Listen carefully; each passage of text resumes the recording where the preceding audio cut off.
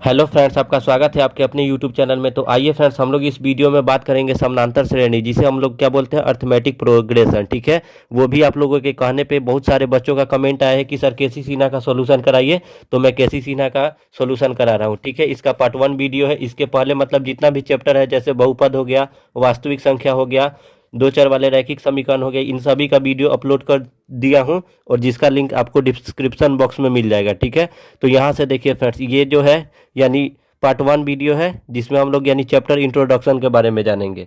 तो आइए फ्रेंड्स, हम लोग स्टार्ट करते हैं कहाँ से, तो अनुक्रम से। ठीक है, यानी हम लोग का एक एक कंसेप्ट क्लियर हो रहना चाहिए, ताकि कहीं भी कोई भी क्वेश्चन बनाने में हमें किसी भी प्रकार का कठिनाई ना हो। तो यहाँ से देखिए, एक नंबर का मैं लिया हूँ यानी अनुक्रम, जिसे हम लोग इंग्लिश में बोलते हैं सीक्वेंस। यानी अनुक्रम कहने का मतलब इसका क्या होता है, इंग्लिश सीक्वेंस।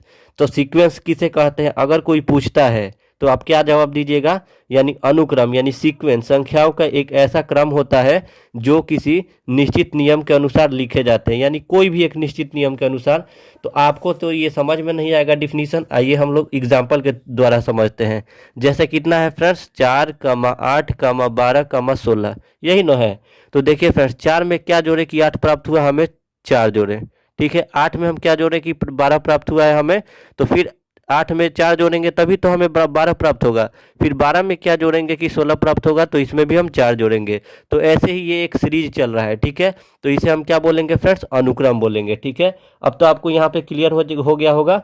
अब आइए फ्रेंड्स, इसके बाद का जो है वो है क्या है फ्रेंड्स, श्रेणी, जिसे हम लोग श्रेणी भी बोलते हैं। बहुत सारे लोग क्या बोलते हैं, श्रेणी और श्रेणी दोनों एक ही चीज को बोला जाता है, जिसका इंग्लिश होता है प्रोग्रेशन।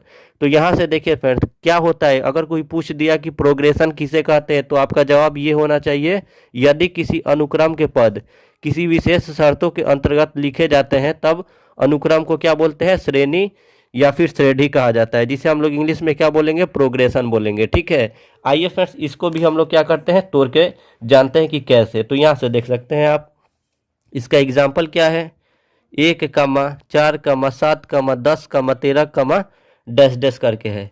तो कैसे, ये एक अनुक्रम के पद, अनुक्रम जो हम लोग अभी ऊपर पढ़े हैं, यानी एक निश्चित संख्या जुटना चाहिए, तो इसमें भी एक निश्चित ही संख्या जुटना चाहिए। जैसे में आप देख सकते हैं क्या है, 1, 4, 7, 10, डैश डैश है। तो कैसे हम मालूम करेंगे, तो यहाँ पे देखिए 1, 4, 7, 10, 13 है। तो आइए इसको हम जानते हैं। तो यहाँ नहीं पे देखिए, कहने का मतलब ये है फ्रेंड्स कि यानी कोई भी एक खास शर्त यानी विशेष शर्त के अंतर्गत ये लिखे जाते हैं। जैसे देखिए, 1 है तो 1 में क्या जोड़ेंगे कि 4 प्राप्त होगा, तो 3।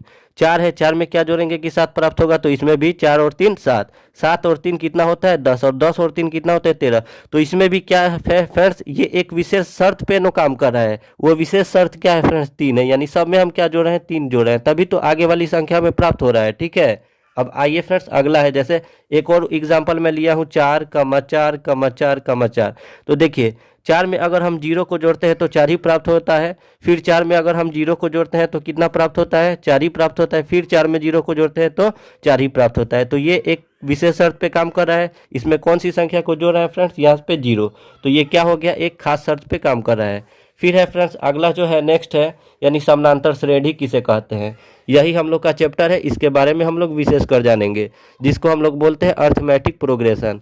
तो यहाँ से देखिए फ्रेंड्स, इसका मैं डिफिनीशन लिखा हूँ, समानांतर श्रेणी संख्याओं का एक ऐसा सूची है जिसमें प्रत्येक पद अपने पद में निश्चित संख्या जोड़ने पर प्राप्त होता है। जैसे 4, 8, 12, 16। ठीक है, यानी इसके कहने का मतलब ये है, जैसे 4, 8, 12, 16 है। ठीक है, तो क्या इसमें हुआ है कि हम इसे समानांतर श्रेणी बोलेंगे। वैसे तो ये जितना भी एग्जाम्पल था सब एक यानी निश्चित यानी खास नियम का पालन कर रहा था, तो इसको भी हम लोग क्या बोल सकते थे, समानांतर श्रेणी।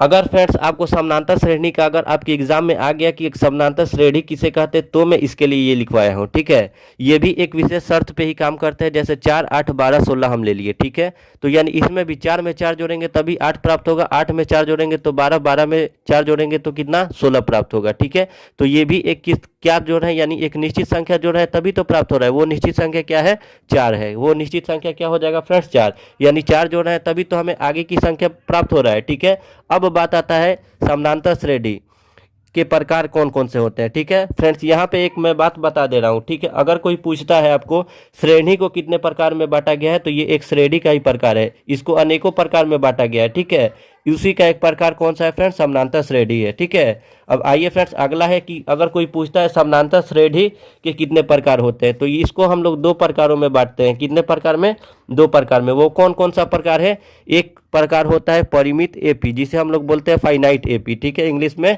और जो दूसरा होता है यानी अपरिमित एपी होता है जिसे हम बोलते हैं इनफाइनाइट एपी। तो आइए फ्रेंड्स एक एक करके जानते हैं कि फाइनाइट एपी किसे कहते हैं। तो देखिए फ्रेंड्स, जब एपी के पदों की संख्या परिमित होती है, परिमित कहने का मतलब ये फिक्स होता है यानी एक निश्चित होता है, ठीक है, इतना ही होगा तो इतना ही होगा, उसे परिमित एपी कहते हैं। परिमित एपी में एक अंतिम पद होता है। इसके कहने का मतलब ये है, जैसे मान लीजिए, देखिए यहाँ पे समझते हैं इसको, ठीक है, जैसे 3, 7, 11, 15, 19, ठीक है। ये तो पहले इसे हम चेक करेंगे ये एपी में है कि नहीं। एपी में हम कैसे चेक करते हैं, यानी प्रत्येक पद में क्या हो, यानी सेम संख्या जुटना चाहिए। तो 3 है तो 3 में जब हम 4 जोड़ेंगे तो 7 प्राप्त होगा, 7 में जब हम 4 जोड़ेंगे तो 11, 11 में 4 जोड़ेंगे तो 15, 15 में 4 जोड़ेंगे तो 19। तो यहाँ पे तो ये हमें मालूम हो गया, यानी समान संख्या जुट रहा है, तो ये एक क्या है, एपी में है। लेकिन अब एपी में ये कौन सा एपी है, परिमित है कि अपरिमित है, कैसे चेक करेंगे। तो यहाँ पे ये आके रुक चुका है, ठीक है, इसके आगे यानी संख्या हमें नहीं लेना है, ठीक है। तो यानी यहाँ पे आके रुक गया, इसके कहने का मतलब इसका जो ये जो आके रुक गया, तो ये कौन सा एपी कहला जाएगा, परिमित एपी, जिसे हम लोग इंग्लिश में फाइनाइट एपी बोलेंगे, ठीक है। इसके बाद है फ्रेंड्स अपरिमित एपी, ठीक है। तो अपरिमित एपी किसे कहेंगे फ्रेंड्स, जिसे हम लोग इनफाइनाइट एपी बोलते हैं। तो जिस एपी के पदों की संख्या अपरिमित, नाम से ही मालूम चल रहा है अपरिमित, ठीक है, जिसका अंत नहीं है कोई, ठीक है, होती है, उसे अपरिमित एपी कहते हैं। अपरिमित एपी में अंतिम पद नहीं होता है। इसमें क्या होता है फ्रेंड्स, अंतिम पद का कोई यानी फिक्स नहीं है कि यही है अंतिम पद, ठीक है। इसमें यानी चलता जाएगा चलता जाएगा चलता जाएगा। जैसे देख लीजिए 1, 2, 3, 4, 5, एक में एक जोड़ेंगे तो 2, 2 में एक जोड़ेंगे तो 3, 3 में एक जोड़ेंगे तो 4, 4 में एक जोड़े तो 5, यानी ये तो एक कंफर्म हो गया एपी में है। लेकिन अगर कोई पूछ दिया कि कौन सा एपी है, परिमित है कि अपरिमित है, तो आप कह सकते हैं कि ये जो है अपरिमित एपी है, ठीक है। आइए फ्रेंड्स अब हम जानते हैं एपी के कुछ संकेत के बारे में, जिसे हम लोग इंग्लिश में बोल सकते हैं सम सिंबल, ठीक है। यानी इसका सिंबल एपी में है, यानी बहुत कुछ पद है जिसको हम किस सिंबल से दर्शाते हैं, तो इसके बारे में जानेंगे। तो यहाँ से देख सकते हैं, एक नंबर जो मैं लिया हूँ, किसी एपी के प्रथम पद, यानी पहला पद को प्रथम कह सकते हैं, दूसरा पद को द्वितीय और तृतीय यानी तीसरा पद को क्रमशः क्या लिख सकते हैं, या तो आप T1 से दर्शाइए, T2 से दर्शाइए, या फिर T3 से दर्शाइए। इसके कहने का मतलब ये है कि ये प्रथम है तो प्रथम को T1 से दर्शा सकते हैं, द्वितीय दूसरा है तो T2 से दर्शा सकते हैं, तृतीय तीसरा है तो T3 से दर्शा सकते हैं, या आपका मन इसे A1, A2, A3 से भी दर्शा सकते हैं, ठीक है, से निरूपित कर सकते हैं, कोई दिक्कत नहीं है, ठीक है। फिर 2 नंबर में लिया हूँ किसी एपी का सार्व अंतर, कॉमन डिफरेंस जिसको बोलते हैं, ठीक है, बहुत ही इंपॉर्टेंट है, प्रत्येक क्वेश्चन में ये निकालना रहता है, तभी मालूम चलता है कि एपी में है कि नहीं है, ठीक है। तो कह रहा है किसी एपी का सार्व अंतर यानी कॉमन डिफरेंस को क्या डी से यानी स्मॉल डी से इसे क्या करते हैं, निरूपित किया जाता है। कोई दिक्कत है यहाँ तक। इसके बाद है फ्रेंड्स अगला जो है 3 नंबर, किसी एपी के एन पदों का योग, यानी एन पद, यानी हमें मालूम नहीं है कितना पद दे रहा है, तो एन पदों का योग क्या होता है, या तो एस एन से उसके सूचित करेंगे या फिर एस से निरूपित किया जाता है, ठीक है। सूचित करने का मतलब निरूपित दोनों एक ही होता है, ठीक है। फ्रेंड्स अगला है सार्व अंतर, जिसे हम लोग क्या बोलेंगे, कॉमन डिफरेंस, ठीक है। तो आइए इसके बारे में हम लोग जानते हैं। यहाँ पे कॉमन डिफरेंस का अगर कोई फार्मूला पूछता है या फिर परीक्षा में आपको लिखने को आ जाएगा, तो क्या लिखिएगा, यह निश्चित संख्या एपी का सार्व अंतर कहलाती है। कोई भी एक निश्चित संख्या, यह निश्चित संख्या कहने का मतलब आप कोई भी संख्या ले सकते हैं, उसे क्या कहेंगे, एपी का सार्वंतर कहेंगे, इसे डी से सूचित करते हैं। आइए फ्रेंड्स हम जब निकाल के बता देते हैं कि सार्वंतर निकाला कैसे जाता है। पहले ये जान लीजिए, सार्वंतर यानी सी से कॉमन, डी से डिफरेंस, यानी कॉमन डिफरेंस धनात्मक, धनात्मक कहने का मतलब यानी प्लस, ठीक है, धनात्मक भी हो सकता है, ऋणात्मक कहने का मतलब माइनस हो सकता है, तथा शून्य कहने का मतलब जीरो भी हो सकता है, ठीक है। जैसे देख लीजिए यहाँ पे 1, 2, 3, 4, 5 में लिया, तो 1 में जब हम 1 जोड़ेंगे तो क्या होगा, 2 प्राप्त होगा, 2 में जब हम 1 जोड़ेंगे तो 3 प्राप्त होगा, 3 में जब हम 1 जोड़ेंगे तो 4 प्राप्त होगा, 4 में जब हम 1 जोड़ेंगे तो 5 प्राप्त होगा।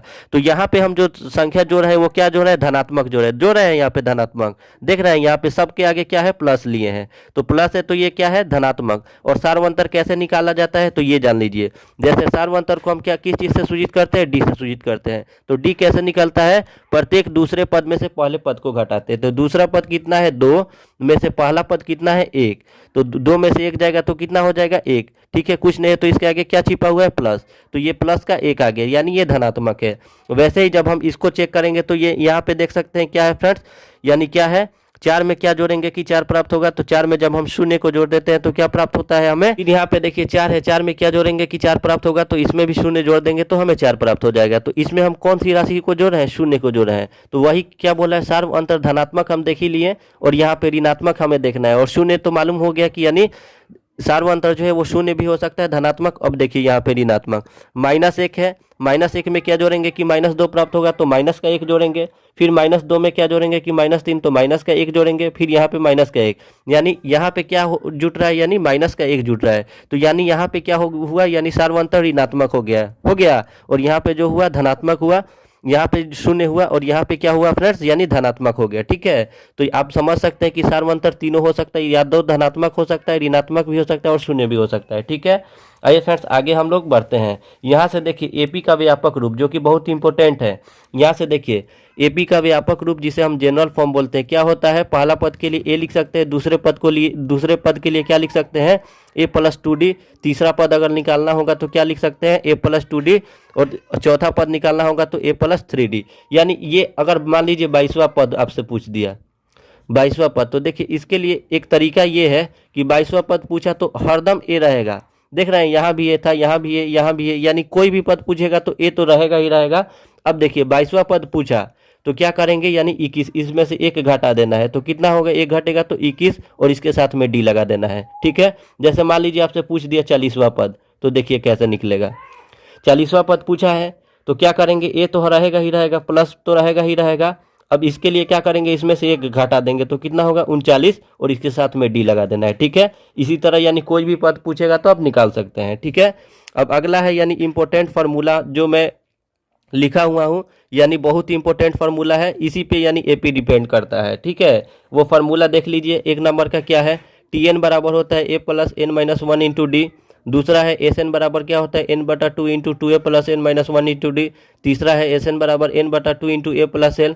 चौथा है d बराबर, यानी सार्व अंतर कैसे निकलता है, तो यानी दूसरे पद में से पहले पद को घटाते हैं, फिर तीसरे पद में से दूसरे पद को घटाते हैं, तो ऐसे ही फ्रेंड्स यहाँ से आप जानिए यानी क्लास जो है वो कंटिन्यू चल रहा है। ठीक है, आप एक भी वीडियो छोड़िए मत। ठीक है, यानी प्रत्येक दिन यानी सुबह और शाम, यानी सुबह में 6 बजे और शाम को 6 बजे यानी एक वीडियो अपलोड किया जा रहा है। ठीक है, वो भी केसी सिन्हा का। और आपको ये वीडियो पसंद आ रहा है तो अपने दोस्तों में ज़्यादा से ज़्यादा शेयर करें, हमारे चैनल को सब्सक्राइब करें और इस वीडियो को लाइक करें। ठीक है, ताकि कोई भी आपके जो फ्रेंड्स हैं उन्हें दिक्कत ना हो।